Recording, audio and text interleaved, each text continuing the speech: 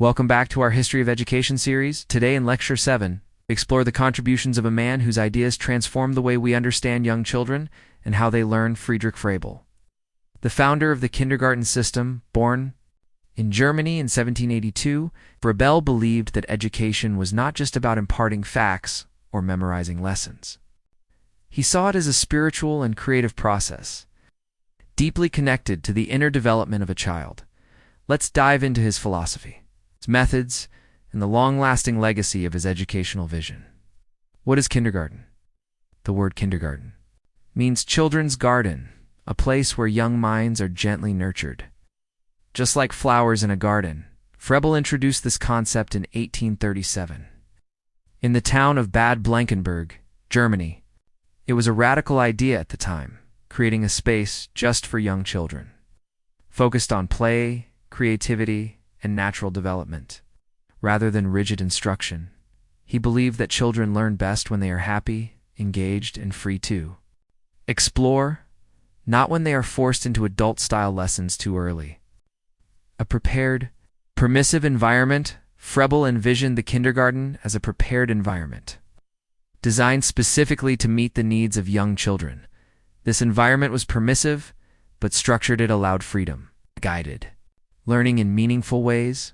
Children in Froebel's kindergarten would engage in songs and rhymes that encouraged listening and language skills, storytelling, which sparked imagination and moral understanding, group games that developed social cooperation and arts and crafts, which nurtured creativity and motor coordination. Froebel saw these experiences as a way to externalize a child's inner spirit and bring it into harmony with the world.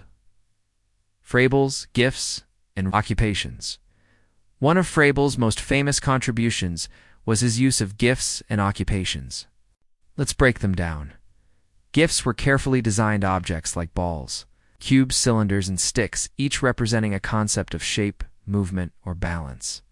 For example, a sphere represented unity and motion, while a cube showed stability and structure. These were not toys in the usual sense. They were learning tools, meant to help children visualize abstract ideas and patterns in the world around them.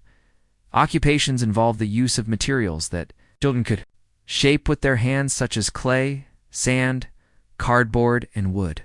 Through these activities, children learned about design, symmetry, balance, and spatial awareness, all while expressing themselves freely, together. Gifts and occupations gave children the means to learn through doing, touching, and creating rather than memorizing. Froebel's educational philosophy.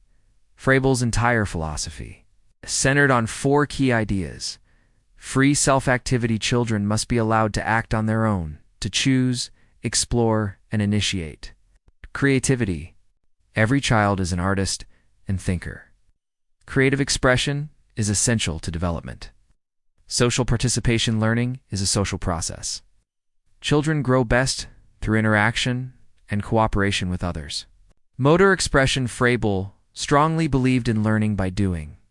Physical movement, building, drawing, shaping, was not just for fun. It was learning in action.